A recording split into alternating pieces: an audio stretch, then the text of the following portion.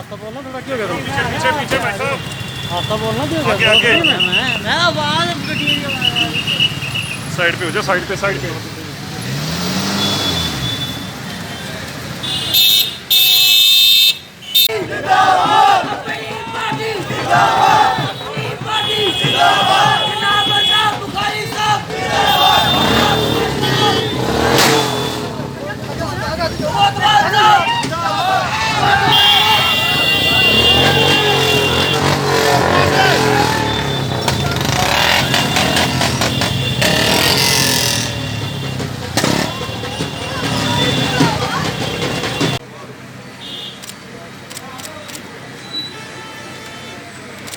जम्मू कश्मीर अपनी पार्टी जिंदाबाद। जम्मू कश्मीर अपनी पार्टी जिंदाबाद। जनाब अल्ताफ बुखारी साहब जिंदाबाद। जनाब अल्ताफ बुखारी साहब जिंदाबाद। सरदार मंजीत सिंह जी जिंदाबाद। सरदार मंजीत सिंह जी जिंदाबाद। एडवोकेट निर्मल कोतवाल जी जिंदाबाद। जम्मू कश्मीर अपनी पार्टी जिंदाबाद।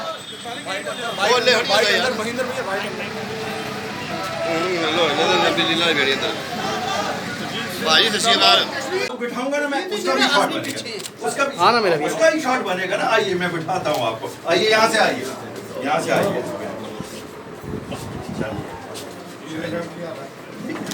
तो ये शॉट बैठाइए कोतवाल साहब, बैठो बैठो कोतवाल साहब बैठो। आदाब से आदाब।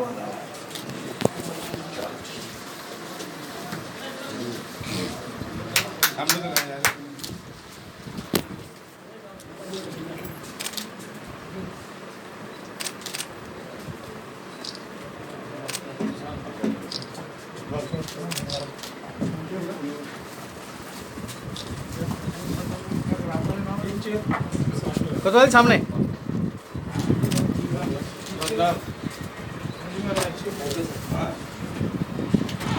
ना हम यहाँ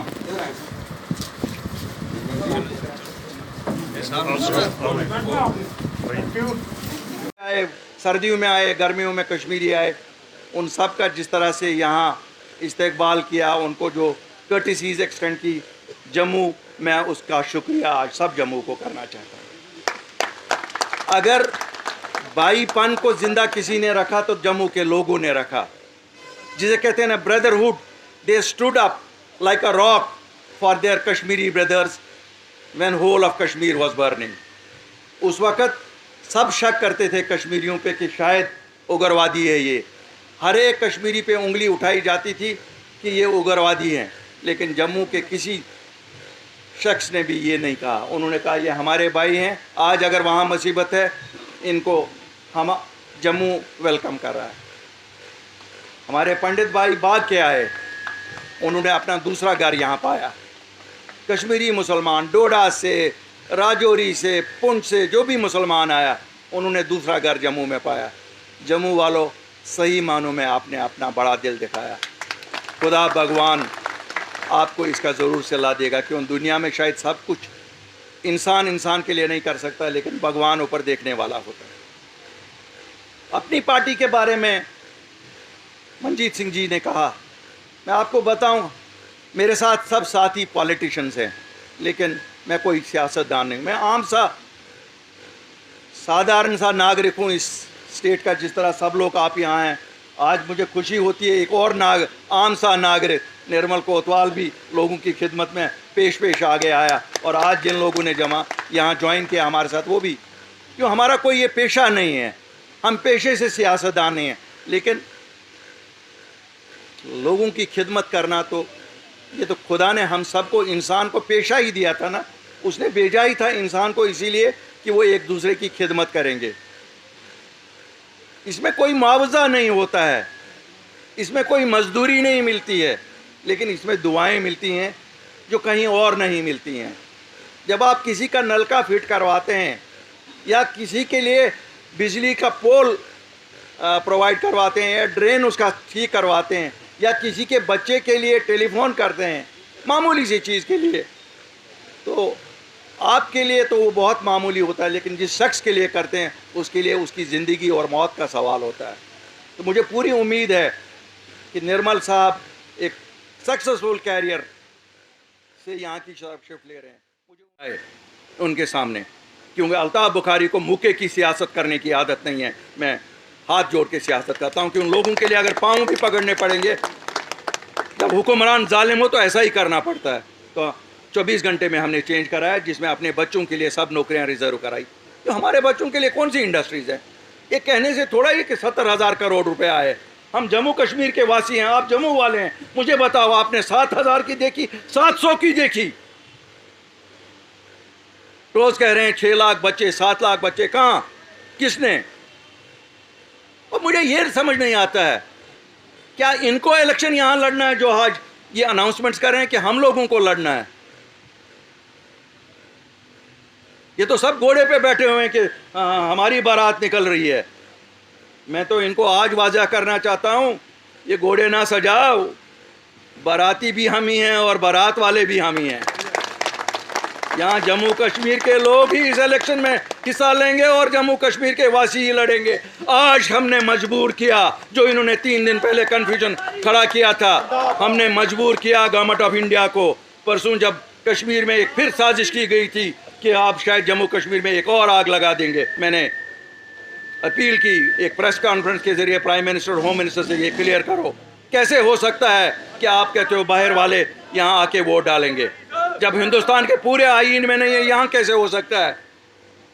और मैं शुक्रिया करता हूँ हिंदुस्तान के वजीर आज़म का, हिंदुस्तान के होम मिनिस्टर का, जिनकी अकल टाइम पे आ गई और उन्होंने आज क्लैरिफाई किया अखबारों में कि ये जो 25 लाख लोग हैं, ये कोई 25 लाख नहीं, ये 18 साल की एज जो अटेन कर चुके हैं वही बच्चे हैं। यहाँ कोई बाहर का वासी वोटर एंटर नहीं होगा। जिन्होंने ये क्लियर किया कि आज यहाँ की ज़मीनों और नौकरियों पे कोई खतरा नहीं है, इनकी चले जो यहाँ है, ये तो हमें रोज़ रुलाएं।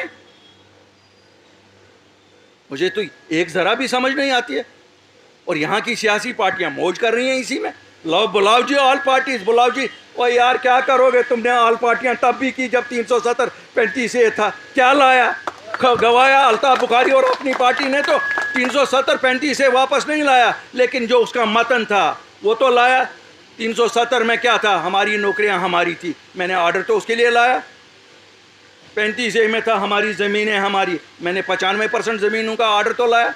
मैं इनकी तरह अगर रह जाता कि लड़ूंगा दिल्ली से, क्या मिलता दिल्ली से लड़ के? हम कमज़ोर लोग हैं, हम क्या लड़ सकते हैं? हमें तो जाके हाथ पांव जोड़ने हैं। क्यों? हमारे वसाइल कम हैं। लेकिन मैं मुल्क के वज़ीर आज़म को कहता हूँ, हम वसाइल से कमज़ोर हो सकते हैं। हमारे बच्चों के लिए कौन सी इंडस्ट्रीज़ है? ये कहने से थोड़ा ही कि 70,000 करोड़ रुपए आए। हम जम्मू कश्मीर के वासी हैं, आप जम्मू वाले हैं, मुझे बताओ आपने 7,000 की देखी, 700 की देखी? रोज़ कह रहे हैं 6 लाख बच्चे, 7 लाख बच्चे, कहाँ, किसने? और मुझे ये समझ नहीं आता है, क्या इनको इलेक्शन यहाँ लड़ना है जो आज ये अनाउंसमेंट्स कर रहे हैं कि हम लोगों को लड़ना है? ये तो सब घोड़े पे बैठे हुए हैं कि हमारी बारात निकल रही है। मैं तो इनको आज वाजा करना चाहता हूँ, ये घोड़े ना सजाओ, बाराती भी हम ही हैं और बारात वाले भी हम ही हैं। यहाँ जम्मू कश्मीर के लोग ही इस इलेक्शन में हिस्सा लेंगे और जम्मू कश्मीर के वासी ही लड़ेंगे। आज हमने मजबूर किया, जो इन्होंने 3 दिन पहले कन्फ्यूजन खड़ा किया था, हमने मजबूर किया गवर्नमेंट ऑफ इंडिया को। परसों जब कश्मीर में एक फिर साजिश की गई थी कि आप शायद जम्मू कश्मीर में एक और आग लगा देंगे, मैंने अपील की एक प्रेस कॉन्फ्रेंस के जरिए प्राइम मिनिस्टर, होम मिनिस्टर से ये क्लियर करो, कैसे हो सकता है कि आप कहते हो बाहर वाले यहाँ आके वोट डालेंगे, जब हिंदुस्तान के पूरे आईन में नहीं है, यहाँ कैसे हो सकता है? और मैं शुक्रिया करता हूँ हिंदुस्तान के वजीर आज़म का, हिंदुस्तान के होम मिनिस्टर का, जिनकी अकल टाइम पे आ गई और उन्होंने आज क्लैरिफाई किया अखबारों में कि ये जो 25 लाख लोग हैं, ये कोई 25 लाख नहीं, ये 18 साल की एज जो अटेंड कर चुके हैं वही बच्चे हैं। यहाँ कोई बाहर का वासी वोटर एंटर नहीं होगा। जिन्होंने ये क्लियर किया कि आज यहाँ की ज़मीनों और नौकरियों पे कोई खतरा नहीं है, इनकी चले जो यहाँ है, ये तो हमें रोज़ रुलाएं। मुझे तो एक ज़रा भी समझ नहीं आती है। और यहाँ की सियासी पार्टियाँ मौज कर रही हैं इसी में। लो बुलाओ जी ऑल पार्टीज, बुलाओ जी। और यार क्या करोगे, तुमने ऑल पार्टियाँ तब भी की जब 370-35 से था, क्या लाया? गवाया अल्ताफ बुखारी और अपनी पार्टी ने तो 370-35 से वापस नहीं लाया, लेकिन जो उसका मतन था वो तो लाया। 370 में क्या था, हमारी नौकरियां हमारी थी, मैंने ऑर्डर तो उसके लिए लाया।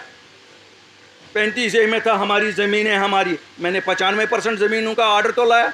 मैं इनकी तरह अगर रह जाता कि लड़ूंगा दिल्ली से, क्या मिलता दिल्ली से लड़ के? हम कमज़ोर लोग हैं, हम क्या लड़ सकते हैं? हमें तो जाके हाथ पांव जोड़ने हैं। क्यों? हमारे वसाइल कम हैं। लेकिन मैं मुल्क के वज़ीर आज़म को कहता हूँ, हम वसाइल से कमज़ोर हो सकते हैं। हाँ है, आप कैसे देखते हैं कि बाहर वाले आके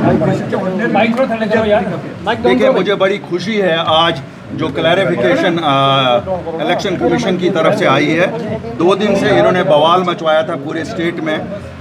हमारे अफसरों को बड़ा रिस्पॉन्सिबली लोगों के सामने आना चाहिए जब भी आते हैं। तो मुझे शुक्रिया करने में भी कोई आपत्ति नहीं है कि मैं होम मिनिस्टर साहब का शुक्रगुजार हूँ, प्राइम मिनिस्टर का शुक्रगुजार हूँ, जिन्होंने बरवक़्त मुदाखलत करके लोगों को क्लैरिफिकेशन दे दी कि साहब ऐसा कुछ नहीं है कि यहाँ कोई आउटसाइडर आके आपको वोट नहीं दे रहा है। ये जो वोट ऐड हो रहे हैं ये सब जो 18 साल से ऊपर आ गए हैं उनके वोट हैं। और उन्होंने ये भी फिर रिकन्फर्म किया कि कोई नौकरियों में कोई बाहर का नहीं आ रहा है, मकान कोई बाहर का, ज़मीन कोई बाहर का नहीं ले रहा है। क्योंकि ये मुझे नहीं पता है कि ऐसे स्टेटमेंट क्यों दिए जाते हैं जिनसे कन्फ्यूजन लोगों को किया जाए। लोगों में, जम्मू कश्मीर के लोगों में अभी भी एक डर सा बैठा हुआ कि कहीं ना कहीं इनकी डेमोग्राफी को लेके कोई ऐसी कोशिश तो नहीं की जा रही है। I am thankful to the authorities both at centre as well as state, they have clarified. और मैं समझता हूँ लोग आज चैन की सांस ले रहे होंगे इस क्लैरिफिकेशन के बाद। और मैं मुबारकबाद ही देता हूँ लोगों को, क्योंकि उनको होशियार रहना चाहिए। वो होशियार हुए तो हम होशियार हुए, हम होशियार हुए। हम रिक्वेस्ट करते हैं, और आप सबको मालूम है अल्ताफ बुखारी और अपनी पार्टी बिलीव्स कि हम मुक्का नहीं दिल्ली को दिखाते हैं, हम हाथ जोड़ के उनको कहते हैं हमारे लोगों को परेशान ना करो। उन्होंने आज फिर क्लैरिफिकेशन दे दी। ये लोगों की फतह है कि क्लैरिफिकेशन आ गई है। The most heinous crime on humanity. ये मैं पंडित की किलिंग नहीं मानता हूँ, ये इंसानियत की किलिंग है। वो हमारा कश्मीरी भाई था, वहीं था। और मेरा मानना है कि जितने भी लोग ऐसे षड्यंत्र में हों उनको फांसी की सज़ा होनी चाहिए, लेकिन साथ साथ हमें आम लोगों को तंग नहीं करना चाहिए। और कैसे देखते हैं आपकी जो तिरंगा हुआ, घर घर तिरंगा, और काफ़ी सक्सेसफुल रहा, you think that somewhere the terrorist are rattled because of that? नहीं, टेररिस्ट का रैटल होगा। देखिए, लोगों ने प्यार दिखाया है, लोगों ने एक चीज़ दिखाया है कि they are with the country and they want people of country to stand with them now. देखिए, ऐसी तो कोई किसी को ये शक ही नहीं होना चाहिए कि हम किसी से कम देशभगत हैं। हमारे लोग कुर्बानी देते हैं, चाहे राजौरी हो, चाहे आपका सुचीतगढ़ बॉर्डर हो, उड़ी का बॉर्डर हो, करना का बॉर्डर हो। हमसे ज़्यादा कौन, जम्मू कश्मीर के लोगों से ज़्यादा कौन जानता है कुर्बानी का मतलब। एक आखिरी सवाल, फारूक अब्दुल्ला अपने घर पे तिरंगा चढ़ाते हैं, महबूबा मुफ्ती पार्टी हेडक्वार्टर में तिरंगा चढ़ाती है, लेकिन लोगों को गुमराह करने के लिए डिफरेंट स्टेटमेंट देती है कि हमारा दूसरा झंडा, और फारूक अब्दुल्ला भी डेरोगेटरी वोट। तो कैसे